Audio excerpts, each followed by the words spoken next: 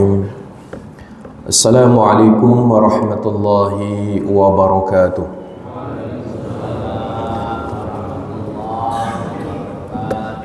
Alhamdulillah wassalatu wassalamu ala Rasulillah wa ala alihi wa ashabihi wa mawalah. La haula wa la quwwata illa billah. Rabbi syrah li sadri wa yassir li amri wahlul 'uqdatam min lisani yafqahu qawli, amma ba'd. Hadratul muhtaramin, para alim ulama, para kiai, para habaib yang kami muliakan, para DKM, pengurus DKM Masjid Quba beserta jamaah Masjid Quba yang senantiasa dirahmati oleh Allah, diberkahi oleh Allah. Mudah-mudahan kita semua dipanjangkan umurnya oleh Allah Subhanahu wa taala. Amin ya rabbal alamin. Alhamdulillah, segala puji bagi Allah. Pada pagi hari ini kita dapat melaksanakan salat subuh berjamaah, dilanjutkan dengan ta'lim. Mudah-mudahan kehadiran kita mendatangkan rahmat dan ampunan Allah untuk kita semua. Amin ya rabbal alamin. Salawat serta salam tak lupa kita haturkan, kita sanjungkan kepada junjungan kita Nabi besar Muhammad sallallahu alaihi wasallam beserta keluarganya dan para sahabat-sahabatnya. Mudah-mudahan kita semua kelak di yaumil qiyamah mendapatkan syafaat dari baginda Nabi besar Muhammad sallallahu alaihi wasallam. Amin ya rabbal alamin. Baiklah para bapak, ibu, jamaah Masjid Quba yang dirahmati oleh Allah, hari ini kita bersama-sama mempelajari tentang salah satu sifat yang harus kita ketahui, dampak buruk dari perbuatan itu, ya.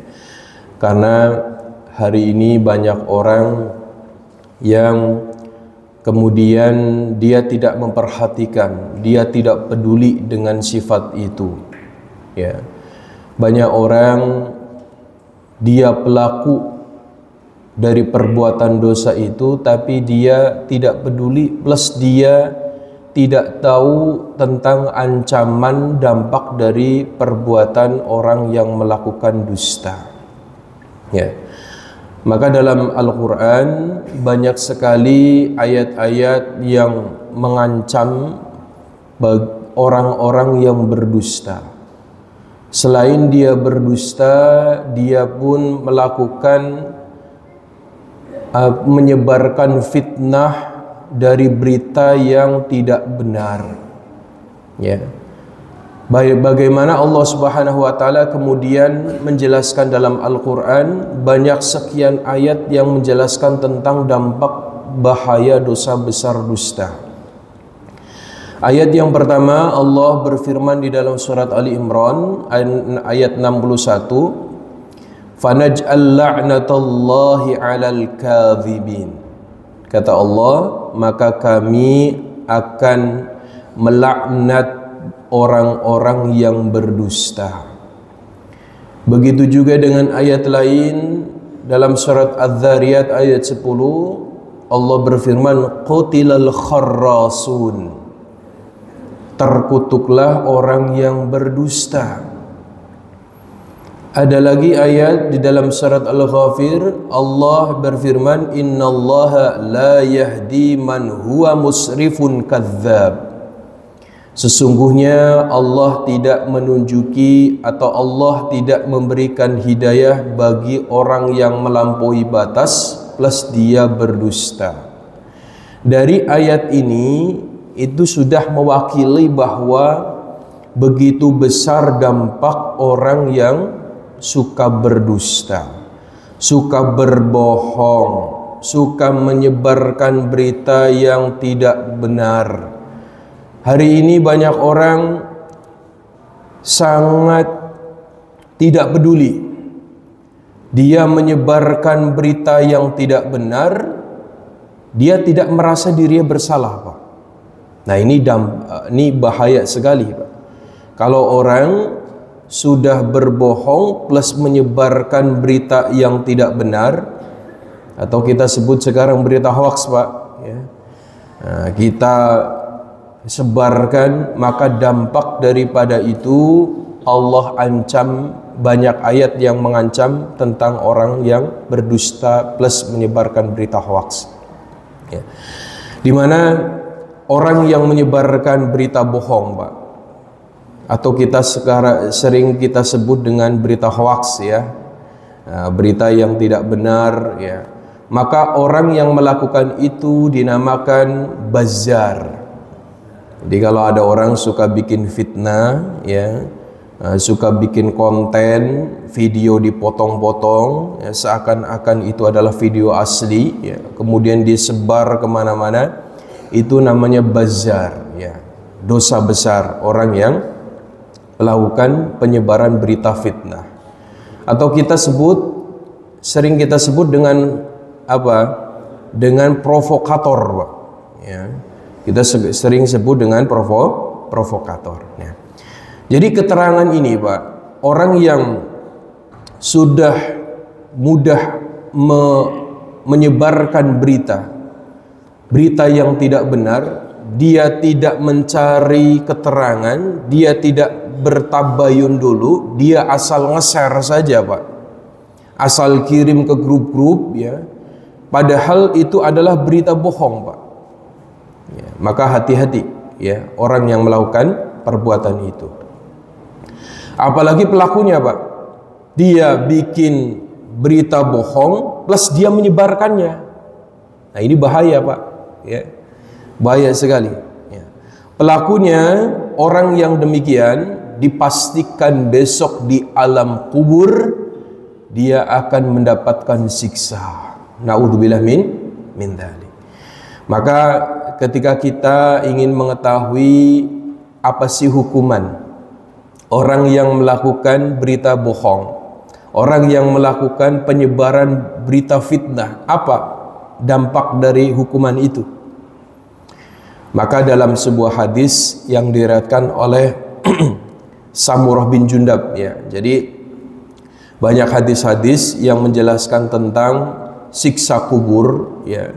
Itu rata-rata hadisnya berasal dari Samurah bin Jundab, Pak, ya. Suatu ketika Rasulullah SAW ketika sedang bersama sahabat di malam hari, beliau dimimpikan bahwa beliau dibawa oleh dua orang ini malaikat, Pak, ya. Yang satu merangkul tangan kanan Nabi sebelah kanan, yang satu merangkul tangan kiri Nabi. Suatu ketika Nabi diajak ke suatu tempat yang lapang, Pak, ya. Jadi seperti padang pasir gitu, ya. Ketika itu Rasulullah SAW diperlihatkan banyak orang-orang yang kemudian disiksa. Nah, hadis pertama itu menjelaskan ada orang-orang sedang disiksa, dia sedang mencakar-cakar pipinya, Pak. Jadi pipinya dicakar-cakar dicakar-cakar. Kemudian setelah Rasulullah melihat itu, Rasulullah diberitahu bahwa itu orang yang suka menghibah, ya Rasulullah. Oh, begitu, iya. Lalu Rasulullah SAW thumman talaqa. Kemudian Rasulullah dibawa oleh malaikat lagi. Ketika Rasulullah dibawa oleh malaikat, Rasulullah diperlihatkan ada seorang yang sedang terbaring, Pak. Dia terbaring, tertidur, ya. Kemudian Rasulullah melihat ada dua orang yang sebelah kanan dan sebelah kiri.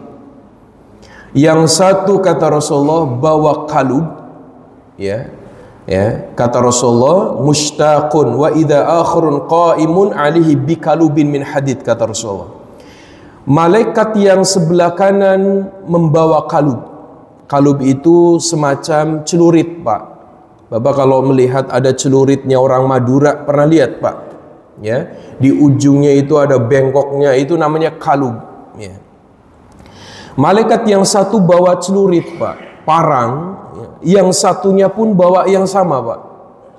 Kemudian Rasulullah melihat orang itu sedang disobek mulutnya. Disobek mulutnya sampai ke tengkuknya, Pak. Jadi disobeknya sampai ke belakang. Sampai telinganya dilipat. Ya, Wallahu alam bentuknya seperti apa, Pak, ya. Kita nggak bisa membayangkan begitu rasa sakitnya orang yang sedang disiksa. Matanya dilipat. Ketika Rasulullah melihat selesai malaikat sebelah kanan mengadab, ya, pipi orang itu, kemudian giliran malaikat yang sebelah kiri, dia menyobek mulut sebelah kiri plus melipat telinganya plus matanya, Pak. Ketika malaikat sebelah kiri melipat menyiksa orang itu, Allah kembalikan pipinya dengan wajah yang seperti semula, tapi rasa sakitnya tidak hilang. Itu bagaimana, Pak? Masya Allah, Pak. Dan itu dilakukan sampai kapan? Sampai terjadinya hari kiamat. Lalu Rasulullah ketika melihat kejadian itu, Rasulullah diberitahu sama malaikat, "Hai Rasulullah, tahukah kamu siapa orang yang tadi disiksa oleh malaikat yang disobek mulutnya sampai ke tengkuknya?" Kata Rasulullah, "Siapa wahai Jibril?" Maka malaikat itu berkata, "Dialah orang yang dulu di dunia dia suka, ya, kadzab. Dia suka berdusta, dia suka menyebarkan berita hoaks." Makanya hari ini kalau ada orang demen sekali menyebarkan berita tanpa dia mencari keterangan atau tabayun, dia asal nge-share saja, maka tunggu, Pak. Hati-hati. Ini hadis sahih, Pak. Bahwa dipastikan orang yang berbohong, orang yang suka berdusta, menyebarkan fitnah sehingga merugikan orang lain, maka hati-hati, pasti ini, Pak. Ini hadis sahih, Pak. Jangan main-main, ya. Jangan main-main. Maka orang yang disiksa itu sampai kapan? Sampai terjadinya hari kiamat. Kapan hari kiamat? Wallahu a'lam. Bisa beribu-ribu tahun lagi, Pak. Dan itu sakitnya sangat luar biasa, Pak. Coba bayangkan, Bapak dioperasi tanpa dibius, sakitnya kira-kira bagaimana, Pak? Pernah nggak begitu, Pak? Ada yang pernah dibius, ada pernah operasi tapi nggak bius, ada. Rata-rata jerit semuanya di sini, Pak, ya. Makanya Rasulullah ketika menjelaskan kondisi itu, kata Rasulullah, suara orang yang sedang disiksa tergetar, Pak. Suaranya, jeritannya sangat keras sekali, Pak. Maka Rasulullah pernah mengatakan, seandainya orang yang di alam kubur, orang yang diazab di alam kubur, kemudian suaranya diperdengarkan oleh orang yang ada di dunia, niscaya semua orang yang ada di dunia pingsan semuanya, Pak. Telinga gendang kita pecah semuanya. Kenapa? Karena begitu kerasnya jeritan orang yang sedang disiksa di alam kubur. Tapi hari ini Masya Allah, banyak orang yang kemudian menganggap itu sebuah kewajaran. Ada orang mengatakan udah biasa bohong mah di dunia, udah menjadi kebiasaan, Pak. Masya Allah. Maka hati-hati, Pak. Ini hadis sahih, Pak. Dan mimpi Rasulullah adalah mimpi yang benar, Pak. Beda dengan mimpi kita. Mimpi kita hanya gangguan setan, Pak. Bisa ya bunga tidur aja, Pak, ya. Masya Allah. Tapi mimpi Rasul adalah mimpi yang benar. Adapun kita, mimpi kita mungkin bisa ditafsirkan, Pak. Siapa yang bisa menafsirkan, Pak? Nabi Yusuf. Tapi hari ini nggak ada Nabi Yusuf yang kedua, Pak. Hari ini ada orang namanya Yusuf, tapi tidak bisa menafsirkan mimpi, Pak. Ya. Maka hati-hati dari dampak orang yang suka berdusta. Ini dampaknya besar sekali, Pak, ya. Makanya ketika Rasulullah Sallallahu Alaihi Wasallam mengatakan bahwa berdusta itu salah satu perilaku dosa besar yang dampaknya siksaannya sangat berat. Memang, Pak, berbohong itu sebuah seakan-akan perbuatan yang ringan. Seakan-akan ringan, tapi dampak dosanya jauh lebih besar daripada dosa-dosa yang lain. Ya. Maka Rasulullah SAW pernah ditanya oleh para sahabat, "Ya Rasulullah, mal akbarul kabair?" Ya Rasulullah, dosa besar itu apa saja ya Rasulullah? Rasulullah menyebutkan yang pertama asyirku billah, orang yang berbuat syirik. Yang kedua Rasulullah mengatakan yaitu uququl walidain, orang yang durhaka kepada orang tua. Ini Rasulullah ketika menyebutkan jenis dosa besar yang 1 dan 2, Rasulullah menyebutkan cuma sekali, Pak. Tapi ketika Rasulullah menyebutkan jenis dosa besar yang ketiga, Rasulullah mengatakan apa? Wa qauluz zur, wa qauluz zur, wa qauluz zur. Berkali-kali Rasulullah mengucapkan. Apa itu? Rasulullah mengatakan, jauhilah perbuatan dusta, jauhilah perbuatan dusta. Ternyata perbuatan dosa besar yang ketiga adalah berdusta, suka bohong, suka menyebarkan berita fitnah. Dan itu Rasulullah sebutkan berkali-kali, Pak. Tadi Rasulullah ketika menyebutkan dosa syirik sekali, dosa durhaka kepada orang tua sekali. Tapi ketika Rasulullah menyebutkan dosa besar berdusta, berbohong, Rasulullah menyebutkan berkali-kali. Ini maksudnya apa, Pak? Rasulullah ingin mengatakan bahwa perbuatan syirik itu jarang sekali orang yang kemudian dia tadinya Islam, kemudian murtad, itu jarang sekali, Pak. Orang yang hari ini dia Muslim kemudian murtad bisa dihitung pakai jari, Pak. Paling 1 orang, 2 orang. Ada juga orang yang overdosis, yang kemudian dia murtad mengiklankan di TV-TV, di Facebook, di YouTube gitu ya. Itu pun paling bisa dihitung jari, Pak. 1 orang atau 2 orang. Ya. Adapun dosa orang yang durhaka itu pun bisa dihitung, Pak. Ya. Hari ini ada cerita-cerita tentang orang anak durhaka kepada orang tua, itu pun cerita tentang maling kundang, Pak. Kita sering dengar ada cerita maling kundang.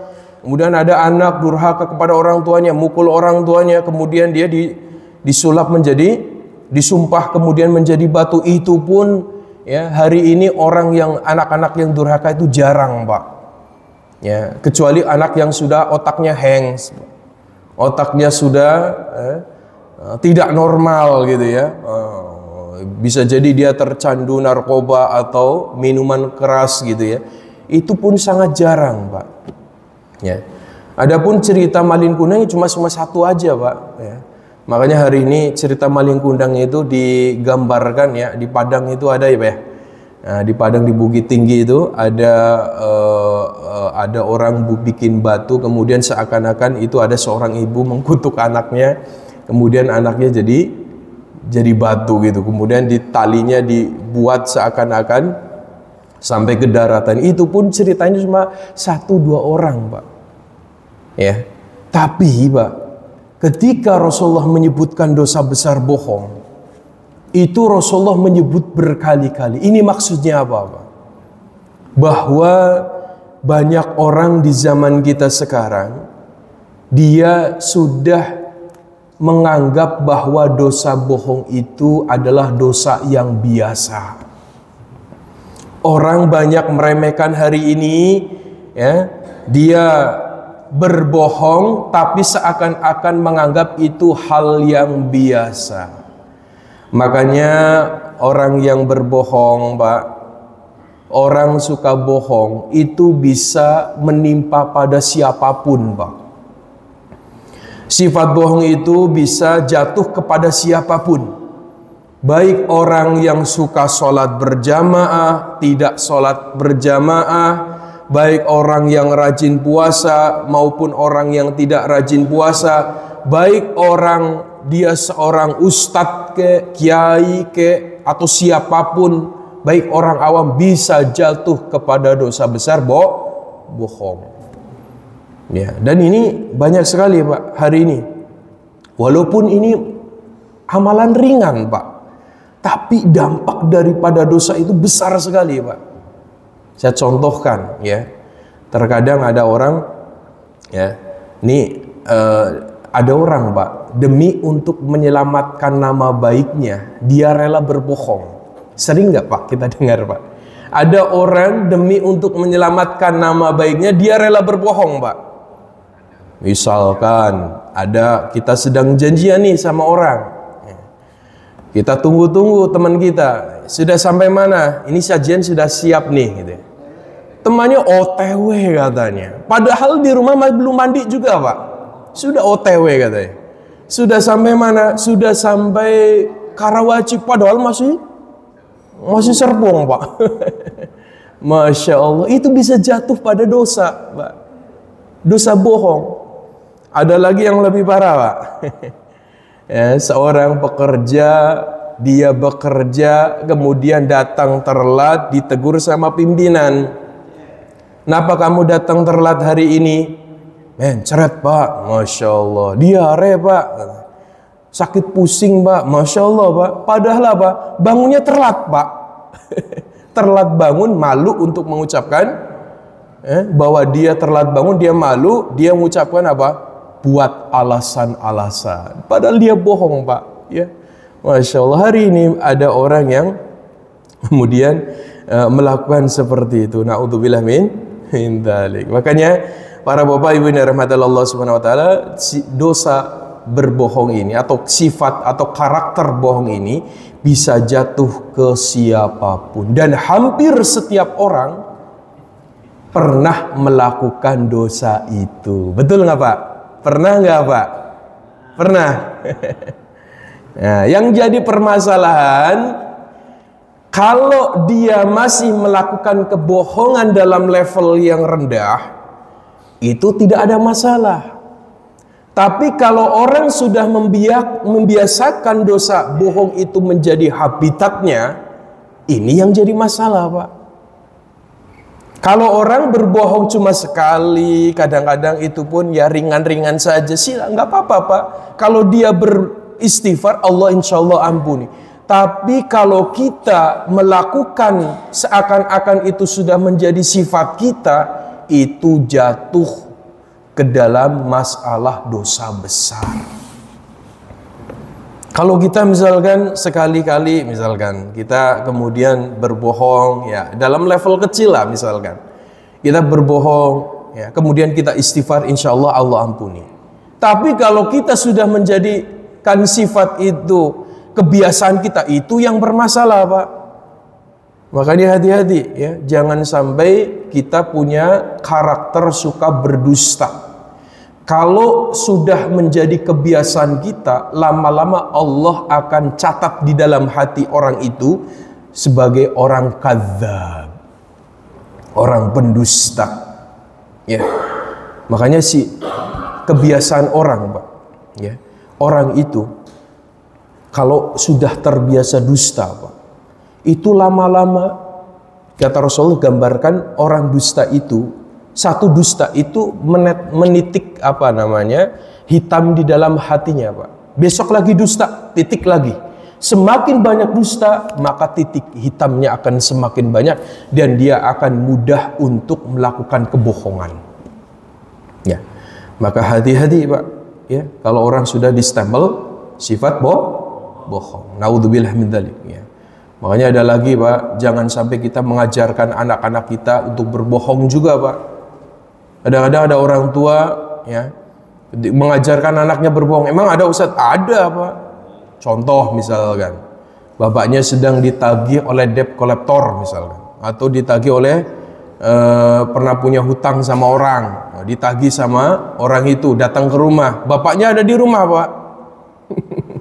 Bapaknya ada di rumah, bapaknya takut menemui orang itu, dia bilang ke anaknya, "Nak, tolong dong, bilang ya, bapak gak ada di rumah." Masya Allah, Pak, padahal bapaknya ada di rumah, Pak. Itu pun jatuh kepada dosa besar, dan tanpa kita sadari karakter itu akan membekas pada anak kita. Maka nggak usah berdusta, Pak, ya. Ya, Masya Allah. Makanya ini bahaya sekali, Pak, ya, dari sifat pembohong. Maka jangan sekali-kali kita melakukan perbuatan kedustaan. Makanya Allah Subhanahu wa taala banyak ayat-ayat yang kemudian menjelaskan jangan sampai kita berdusta. Apa ayatnya dalam surat Al-Isra? Allah mengatakan apa? Wala taqfu ma laisa laka bihi ilmun. Inna sam'a wal basara wal fuada kullu ulaika kana anhu mas'ula.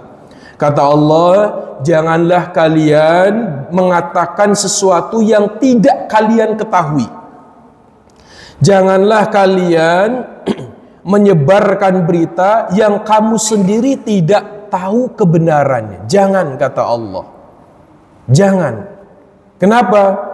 Kata Allah, Allah menyambungkan dalam ayat ini, inna sam'a wal basara wal fuada kullu ulaika kana anhu mas'ula. Kata Allah, sesungguhnya pendengaran kita, penglihatan kita, hati kita besok di hari kiamat akan dimintai pertanggungjawaban di hadapan Allah. Ini maksudnya apa? Pertama, Allah menjelaskan tentang jangan mengatakan sesuatu yang tidak kamu ketahui. Yang kedua, Allah mengatakan pendengaran kita, penglihatan kita, hati kita akan dimintai pertanggungjawaban oleh Allah. Ini maksudnya apa? Bahwa salah satu kebiasaan orang berdusta itu berawal dari dia suka mendengar berita yang tidak benar. Dia suka melihat sesuatu yang tidak baik. Itu awal-awalnya, Pak. Makanya rata-rata, Pak, insya Allah kalau orang tidak suka ngaji, jarang ke majelis taklim, itu rata-rata itu karakter bohong itu menimpa pada orang yang tidak suka ngaji, Pak. Makanya saya yakin ini jamaah-jamaah Masjid Quba yang rajin ibadah, rajin sholat di Masjid Quba, insya Allah jauh dari sifat bohong ya Pak ya. Masya Allah. Naudzubillah, jangan sampai Pak ya. Buktinya apa? Kalau Bapak tidak suka bohong, buktinya apa? Bapak datang ke sini, Bapak ikut ngaji di sini, insya Allah ini salah satu tanda bahwa Bapak ini bukan orang munafik, insya Allah ya Pak ya. Masya Allah. Para Bapak Ibu yang dirahmati Allah Subhanahu wa taala, maka ini Allah mengatakan salah satu penyebab orang yang suka berdusta ketika dia suka mendengarkan, melihat sesuatu yang tidak baik. Makanya hati, Pak, hati itu bagaikan wadah, Pak. Apa yang kita masukkan ke wadah itu, maka yang keluar pun adalah apa yang kita masukkan.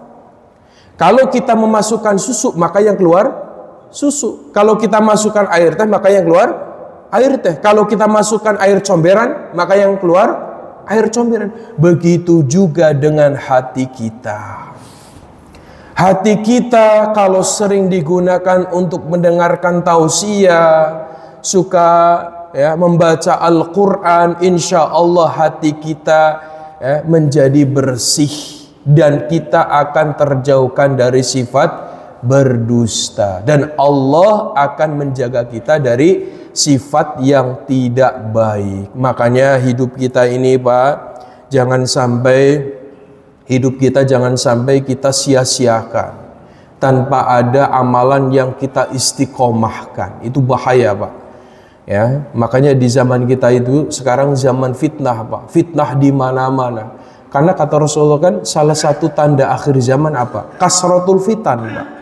Fitnah di mana-mana, orang bisa mendapatkan dosa itu sangat cepat sekali. Apalagi di media-media sekarang, Pak, ya. Masya Allah, banyak orang-orang yang berdusta, banyak orang-orang yang menyeting berita-berita yang tidak benar. Naudzubillah min dzalik, Pak. Kalau seandainya ada orang yang mendengar sampai terprovokasi, maka hati-hati, orang yang bikin video itu kita lihat, Pak, nanti besok di alam kubur, Pak. Kita lihat apa sih siksaan bagi mereka, ya. Hari ini Bapak mendengar, insya Allah besok nanti kalau kita sudah di alam kubur, kemudian kita diperlihatkan bagaimana dampak orang yang suka bohong, baru kita sadar, oh iya betul ya, saya dulu pernah di Kuba. Nah, waktu itu saya dengarkan, oh ternyata betul juga, Masya Allah, Pak, ya. Para bapak ibu yang dirahmati Allah Subhanahu wa taala, ya, ini dosa berdusta. Yang lebih parah lagi, ada orang berdusta mengatasnamakan Nabi. Masya Allah, Pak.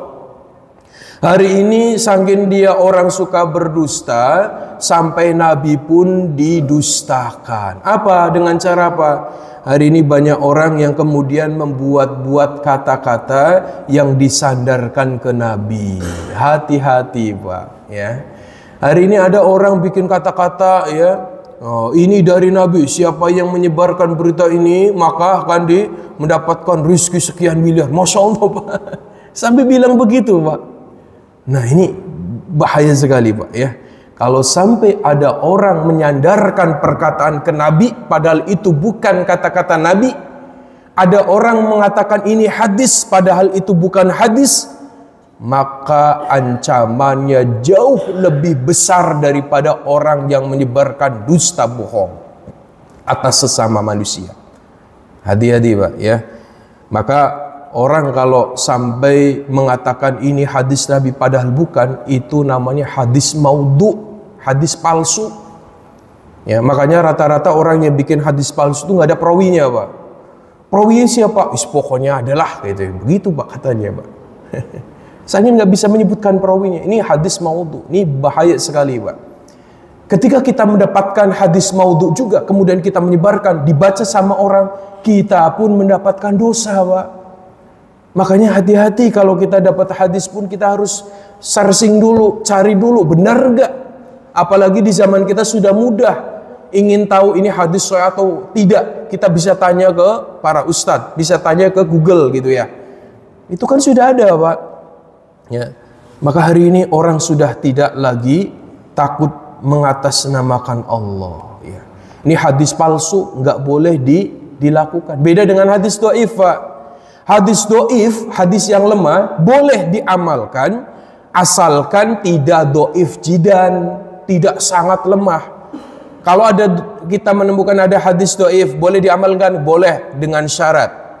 Hadis itu tidak menjelaskan tentang ilmu fiqih. Hadis itu tidak menjelaskan tentang akidah, boleh.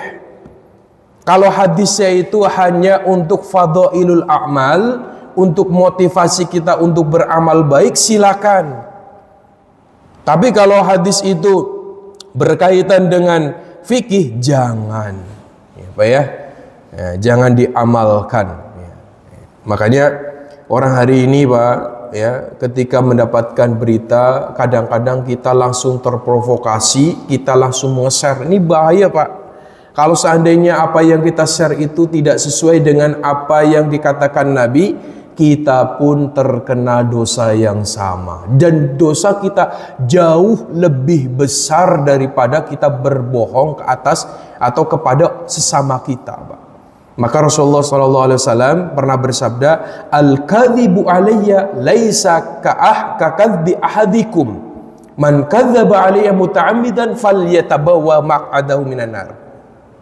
Kata Rasulullah, kalian berdusta atas namaku tidak sama kalian berdusta kepada sesama kalian.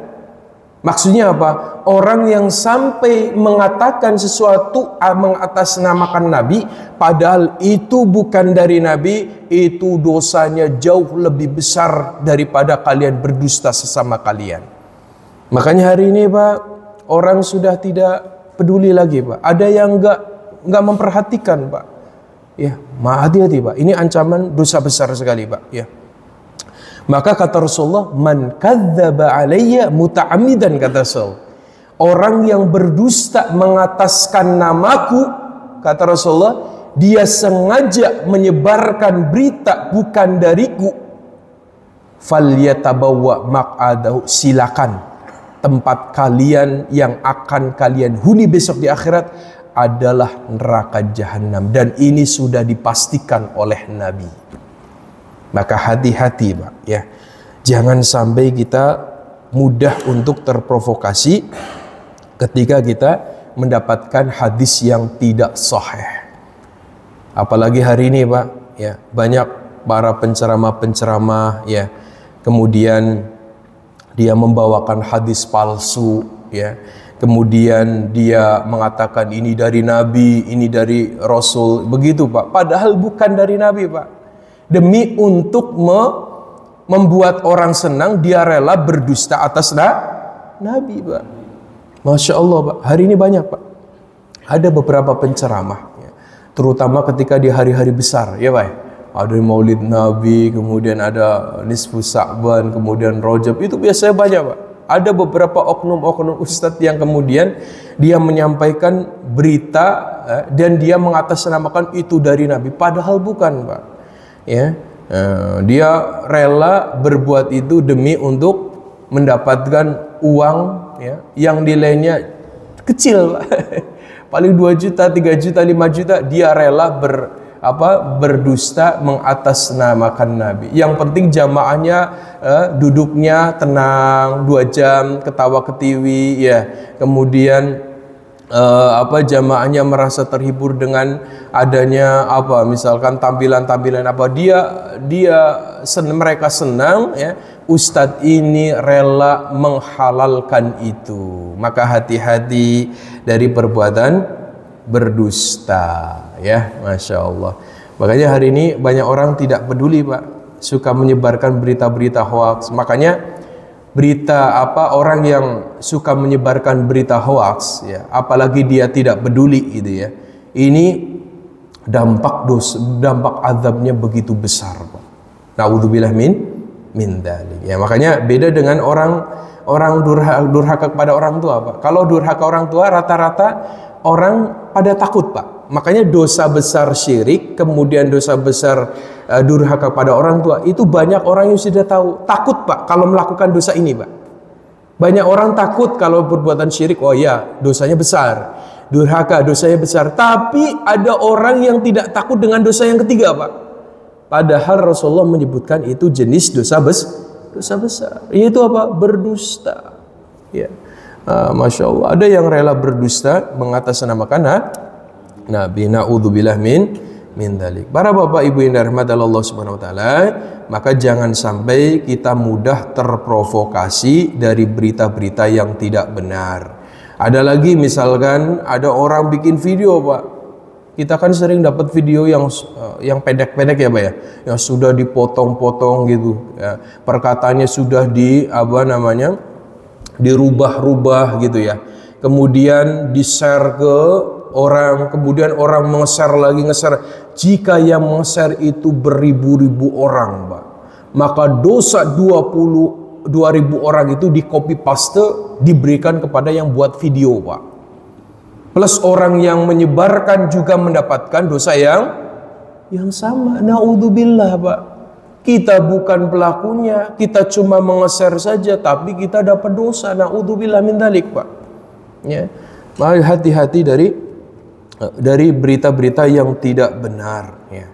Makanya kalau ada apalagi sampai mencaci maki Pak, bikin video membuat banyak orang caci maki, ya. Yang tadinya video itu benar, kemudian disetting-setting sehingga seakan-akan itu video yang berbicara itu sesuatu yang negatif. Banyak orang mencaci maki, mengkutuk orang itu. Naudzubillah Pak. Hati-hati Pak. Seandainya dia di dunia melakukan perbuatan itu dan dia belum minta maaf kepada korban yang pernah kita share videonya, maka hati-hati Pak, Allah akan datangkan azab besok di alam kubur. Naudzubillah min dzalik. Maka hati-hati. Hari ini banyak orang Pak nge-share video temannya difitnah, dibikin-bikin seakan-akan dia melakukan perbuatan yang dia tidak melakukan, kemudian kita share gitu, ya. Maka hati-hati. Jika tidak minta maaf sampai kita meninggal dunia, hati-hati, azab kubur menanti kita. Naudzubillah min dzalik Pak, ya. Makanya kalau Bapak nggak percaya, tanya aja ke ahli kubur Pak. Ya, makanya jangan suka caci maki, jangan suka memfitnah orang, ya. Makanya kata Rasulullah, ciri seorang beriman itu dia tidak suka, ya, tidak mudah untuk mencaci maki, tidak mudah untuk terprovokasi. Ini ciri orang beriman, Pak. Kata Rasulullah, Pak, laisal muslim al-badi wal syatam. Orang muslim, orang mukmin itu tidak mudah terkena gosip. Orang mukmin tidak mudah terprovokasi. Ini ciri orang beriman, Pak, ya. Makanya kita ini, Pak, kalau mendapatkan berita, jangan suka kita gegabah, Pak. Kalau kita mendapatkan suatu berita, jangan kita langsung tergesa-gesa. Maka sikap orang yang beriman ketika mendapatkan berita, dia tenang, Pak. Dia tenang, dia mencari kebenaran, dia cross check dulu, baru kalau dia tahu itu benar, baru kita boleh men-share. Karena sifat tergesa-gesa, orang suka terburu-buru, Pak, itu sifat dari setan. Maka Rasulullah pernah mengatakan apa? At-ta'anni minallah wal ajalah minasyaitan. Orang yang tenang itu berasal dari Allah, Pak. Tapi orang yang suka tergesa-gesa, hidupnya suka mudah terprovokasi, itu menunjukkan kita telah dikuasai oleh setan. Makanya sikap orang mukmin begitu, jangan terburu-buru. Dapat berita, dapat video, kita lihat dulu benar nggak videonya. Jangan sampai kita kemudian melihat video yang pendek, kemudian kita langsung mengatakan, ini orang biadab sekali, Masya Allah, Pak. Kita caci maki, keluaran kata-kata yang ya tidak baik, kita caci maki orang yang ada di video itu. Hati-hati, Bapak yang dirahmati Allah.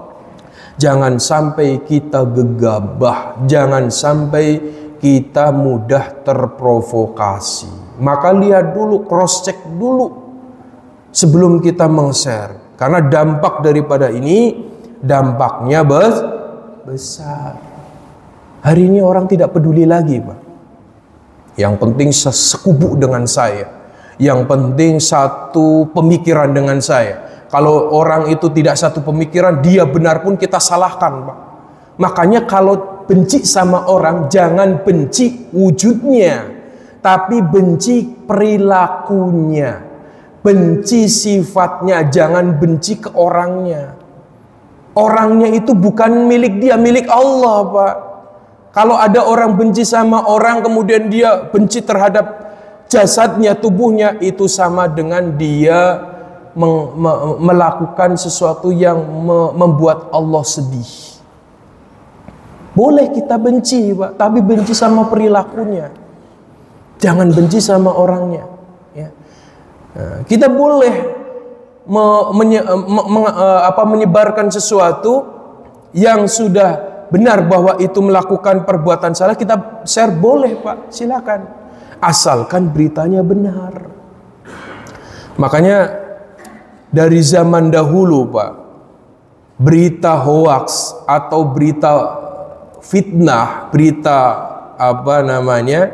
berita dusta, itu dari zaman dahulu sampai itu sudah ada, Pak. Dari zaman-zaman dahulu ada. Jadi bukan cuma zaman kita saja, Pak. Jadi berita hoaks itu tersebar itu bukan hanya di zaman kita, tapi di zaman nabi-nabi terdahulu pun ada. Contoh, ketika zaman Nabi, ya Pak ya, di zaman Nabi itu kan baginda Sayyidah Aisyah, ya, Sayyidah Aisyah pernah difitnah, ya Pak ya. Ketika Sayyidah Aisyah itu kemudian setelah dari peperangan, kemudian beliau hendak pulang bersama rombongan pulang ke Madinah. Di tengah jalan beliau ingin buang hajat. Setelah itu beliau izin untuk diturunkan dan beliau pergi untuk buang hajat. Setelah buang hajat, beliau kembali ke rombongan, ternyata kalungnya tertinggal. Akhirnya apa? Beliau balik lagi dan rombongan mengira beliau sudah ada di kemahnya itu, Pak. Jadi dulu itu beliau itu punya tempat kemah, ya, kemudian dipanggul oleh beberapa sahabat, kemahnya di atas. Sahabat mengira Sayyidah Aisyah sudah ada di dalam, ternyata beliau tidak ada. Sampai rombongan itu pergi, Sayyidah Aisyah kemudian datang, ternyata rombongan itu sudah tidak ada. Akhirnya apa? Beliau berdiam duduk di tempat itu. Beliau mengharap agar rombongan itu tahu bahwa beliau tidak ada di kemah sehingga mereka kembali ke tempat itu. Tapi ditunggu sekian lama, ternyata mereka tidak kembali juga.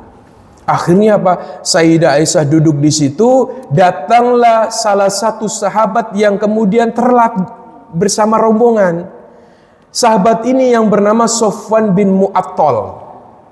Sofwan ini kemudian ketika jalan beliau kaget mendapati ada seorang wanita sedang duduk dan dia tahu bahwa itu Sayyidah Aisyah. Kenapa? Karena Sofwan bin Mu'attal itu sering datang ke rumah Rasulullah, jadi tahu wajahnya Sayyidah Aisyah. Akhirnya apa? Sayyidah Aisyah kemudian diminta untuk naik ke kudanya. Beliau tuntun kudanya. Beliau tuntun, Sayyidah Aisyah disuruh ke atas. Makanya kemudian beliau menutup mukanya. Mukanya ditutup, Pak.